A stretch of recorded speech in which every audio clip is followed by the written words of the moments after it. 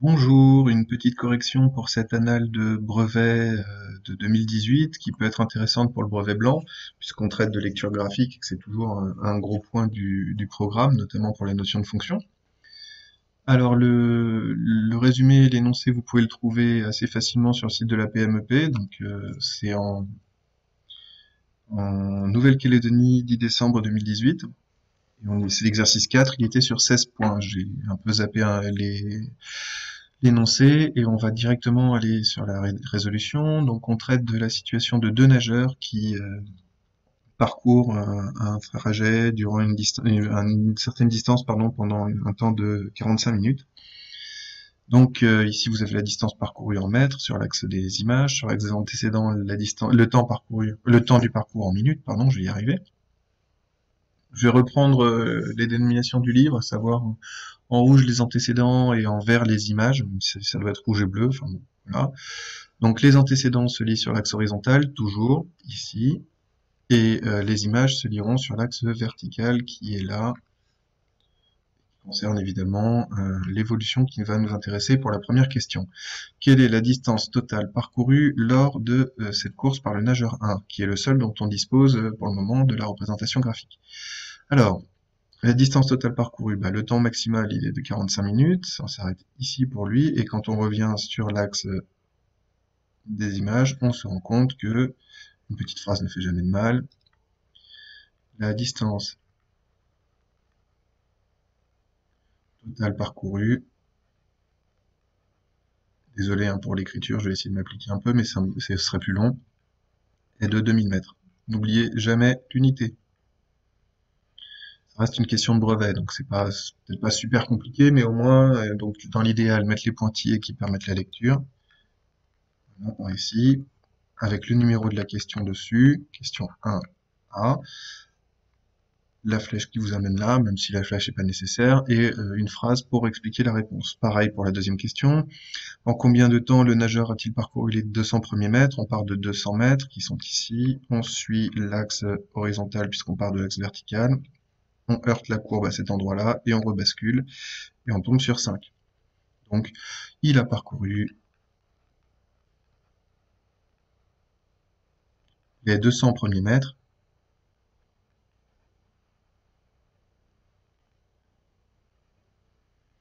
en grosso modo, mais là je vais dire que c'est correct puisqu'on tombe pile poil sur le graphique, en 5 minutes. Normalement, il faudrait faire preuve d'un peu plus de précaution puisqu'on ne sait pas exactement ce qu'il en est, mais bon, là on est dans une situation de brevet lecture graphique où on tombe vraiment bien sur le quadrillage, donc on peut se permettre un peu de largesse, à mon avis. Deuxième question, y a-t-il proportionnalité entre la distance parcourue et le temps sur l'ensemble de la course? Et la réponse est non, bien évidemment. Il n'y a pas proportionnalité, car la représentation graphique d'une situation de proportionnalité, c'est toujours une droite qui passe par l'origine du repère. Et donc comme c'est pas une droite, ça passe par l'origine, hein, mais c'est pas une droite. Donc, ça ne peut pas être une situation de proportionnalité. Troisième question, calculer la vitesse moyenne du nageur 1. Alors on a une formule pour ça, la vitesse moyenne c'est la distance divisée par le temps, les unités interviennent, si la distance est en mètres et le temps est en minutes, vous obtiendrez une vitesse en mètres par minute. Donc ça va faire 2000 mètres divisé par 45 minutes, et ça donne à peu près 44 mètres par minute. Jusqu'ici tout va bien, c'est juste rappeler la formule, faut penser à le faire puisque encore une fois vous êtes dans un exercice de brevet, donc c'est ce qu'on attend de vous. Nouvelle question, on parle maintenant d'un autre nageur et pour lui on a, je vais essayer de tenir compte des couleurs, on a la fonction f qui est donnée par la formule f de x égale 50x. Donc on va prendre f et on vous demande de calculer l'image de 10 par f pour commencer. Donc ça fait 50 fois 10. Et on obtient l'image, à savoir 500. La couleur n'est pas forcément super facile. Concrètement, ça signifie que pour 10 sur l'axe des temps, j'obtiendrai 500 sur l'axe des images. Donc si je me positionne ici, Ça me met le point là.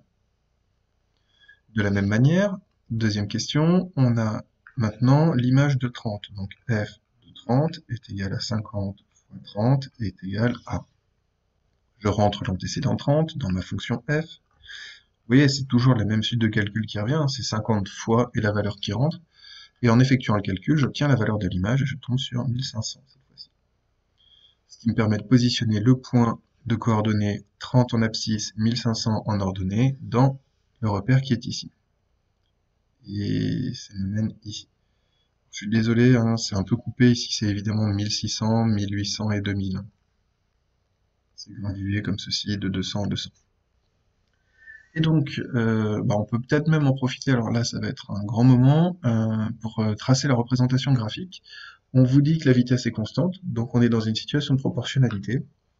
Alors je vais autant que possible essayer de faire apparaître ma représentation graphique. Je vous préviens tout de suite, c'est sur ma tablette tactile et donc j'ai du mal à le faire, hein, faut être honnête. C'est même très compliqué. Dans l'idéal, c'est une droite qui est là. Ouais, c'est totalement raté, c'est donc on va une droite qui est ici en violet. Je vais essayer de compenser un petit peu. Donc vous avez cette partie-là et il y a un croisement qui s'effectue et en fait ici on est au-dessus du chemin chemin de l'autre nageur. C'est vraiment horrible, par contre, désolé. Je m'entraînerai pour les prochaines fois. Qu'est-ce qu'on peut en conclure de tout ça? Eh bien, au bout de 10 minutes, la personne qui est en tête, c'est le nageur 2, puisque lui, il a parcouru une plus grande distance, il a fait 500 mètres, quand l'autre en a fait 400. Donc, au bout de 10 minutes, c'est nageur 2 qui est en tête. On vient de le voir, on a vu que nageur 2 avait parcouru 500 mètres. Et nageur 1, on n'a fait que 400. De la même manière, pour la dernière question, que vous navigiez peut-être pas, mais elle est sur une autre feuille en fait, au bout de 30 minutes, au bout de 30 minutes c'est le contraire, puisque au bout de 30 minutes, nageur 2 est second, puisqu'il a fait, lui, 1500 mètres, je crois. Oui, on vient de le calculer. Et nageur 1, lui, on a fait par lecture graphique 1600. Alors cet exercice-là, il valait 16 points. Alors évidemment, ça peut paraître un peu cher payé quand on voit le peu de choses que j'ai écrites. À chaque fois, j'ai mis des informations essentielles. N'oubliez pas les choses vraiment importantes telles que la formule quand vous calculez une vitesse. C'est indispensable. Les justifications, et notamment la justification d'une situation de proportionnalité, c'est quelque chose qui tombe assez souvent. Et après, les petits calculs où il ne faut pas se tromper entre image et antécédent, évidemment. Donc voilà, ça pourra vous être utile pour le brevet blanc. C'est pas dit que ça va être vraiment essentiel, mais ça fait partie des choses vraiment importantes du programme de 3e. J'espère que ça vous a plu, que ça a apporté quelques réponses à vos questions, et je vous remercie de m'avoir écouté. Bonne fin de journée. Au revoir.